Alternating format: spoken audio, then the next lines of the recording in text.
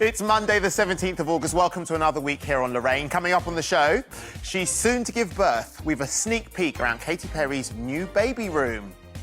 And how to avoid being scammed. Watchdog's Matt Allwright is here with everything you need to know. And she's back on our screens. Dame Helen Mirren will be telling us why she never finishes a tube of toothpaste.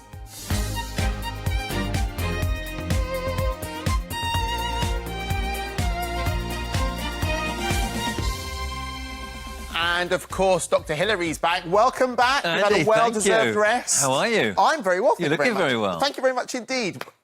Tons of makeup. What have you been up to? Where did you go? What did you do? Right, I had a cheeky little trip to France. Right, on a ferry. Not really, because I was in a little bubble in my car. It was just me. Yep. In my car, went over there, and they're very careful about, on the ferry, putting a few cars on at once. Look, it's my little French car. Oh, lovely. My little 2CV. Wow, old farmer's school. vehicle. Yeah. Very old school. Very old. No, I like recycling. Yes, Look at yes. that. You know, lovely little car. So drove around a little bit in that. Did some writing. In my little bubble, and felt great. Because, you know, it's good for everybody to get away from COVID-19.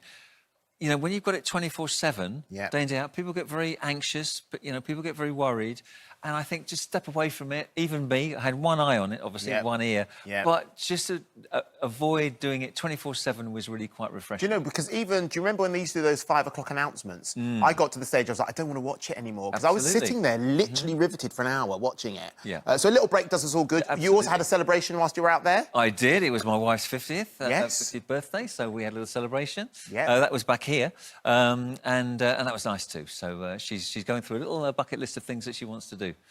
Really? Yeah, Oh, absolutely. wow. It's so funny. Because the current situation does limit a bit, yeah. It's so funny because you've been away, you were for 2 weeks? Or No, 9 days, yeah. 9, off from the television, just 9 days. Oh, no, I was away for 4 weeks. Gosh, Yeah, doesn't seem- I had a mean, little extended holiday. I yeah. need to have one of those. I think you do. I do. Everyone should have one. Because I haven't had one since March. Okay. Okay, so it's Your fine. turn next. But I love, yeah, my turn next. I Your love turn that. Well, look, I mean, you said you were in France, and there's a lot of disgruntled people who got back from France this Of weekend, course, either yeah. some before the deadline or some after. Greece, Poland, Croatia, they're apparently next on the list. Yeah, absolutely. I had a little staycation here too, which was lovely.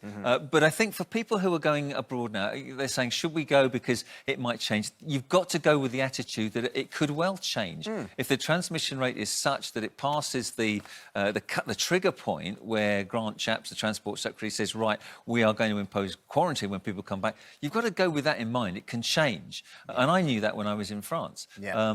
But, you know, if it means that it's going to impinge on your job when you get back or your kids going to school, you need to bear that in mind.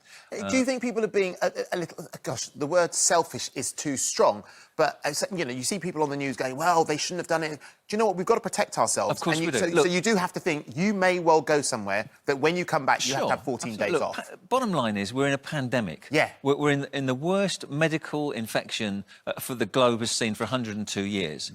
You know, taking a holiday is not priority. Yeah. But if it's that important to you, then go. But face the consequences. Just understand what they are. Yeah. You know, it's not a question of it being inconvenient. This thing is killing hundreds and thousands of people. Yeah. So we need to bear that in mind. So it's measured risk as your Absolutely. approach Yeah. to going on holiday. Absolutely. OK, cool.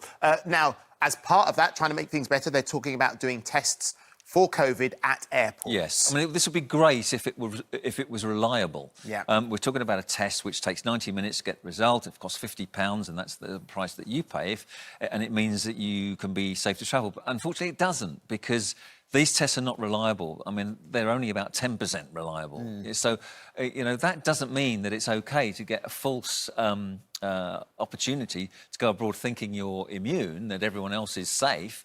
It's not the case. So until they've got a valid test, which is 100% reliable, we really shouldn't be encouraging people to think that they can just do that and then go and do what they want. So is it... Because we heard a lot about this Roche, they were the one working with the government to get the fail-safe. Is that out there yet? That one is, yeah. We do have a PCR test, which is very reliable. Yeah. The one that we've been using, the PCR test, that's the antigen test. It tests whether you've got the COVID-19 at the moment or not. Yeah, these tests are reliable. That's not the one we're talking about that's being talked about Not for... the quickie at the airport. Ports OK, and, fine, OK. and airports, Because it is, I mean, it is so common. We've got Matt Allwright on later on, who'll be talking to us about your rights as a consumer when you travel. But I wanted to go to the United Arab Emirates, I needed a test before I got on the plane, Yes. and then when leaving there, they wanted another test. So using risk, I thought, well, hang on, if that test failed for whatever reason, I'd be stuck there for 14 days. Yeah, absolutely. So you need a COVID-19 test within 72 hours before you travel if you want to go somewhere like, say, for example, Cyprus. Yeah. You'd need that test done and the result back,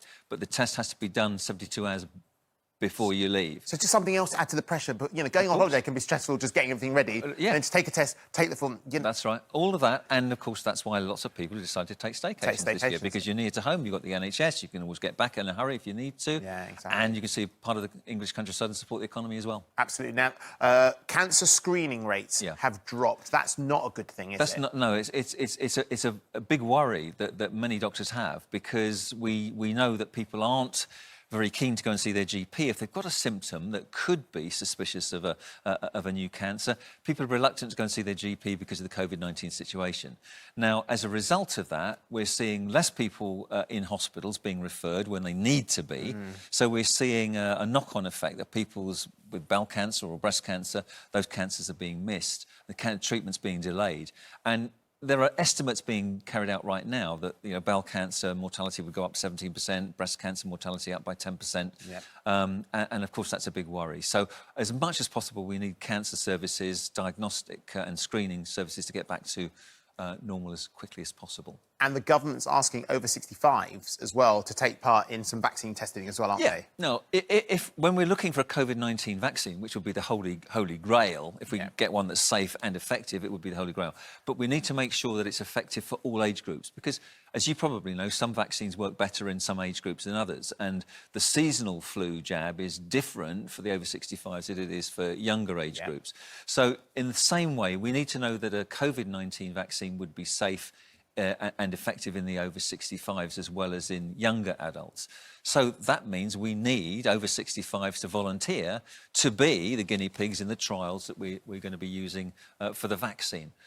We need to know it's effective for them because they're the age group that are most vulnerable anyway. So we need them, we need healthcare workers, social care workers, people from BAME groups as well to volunteer for trials of the vaccine. OK, very quickly, we still stand by the same rules? Wash your hands as often as you can, wear a mask where possible. Socially distance. And socially distance. Yeah, the virus is still there, it's just the same, and all those rules still apply. OK, Dr Hilary, it's so lovely to see you. Stay well. Thank you.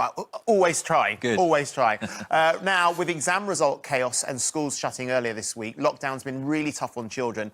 And with that in mind, on Wednesday's programme, psychologist Kimberly Wilson's going to be here with advice to help your children. If you've got a question or you'd just like some advice, send that question to us at Lorraine@itv.com. Please try and get that sent in by midday tomorrow. Right, still to come this morning, Amazing Space's George Clark has the best ways we can all transform our homes in lockdown. And after the break, find out why this song has topped the charts again.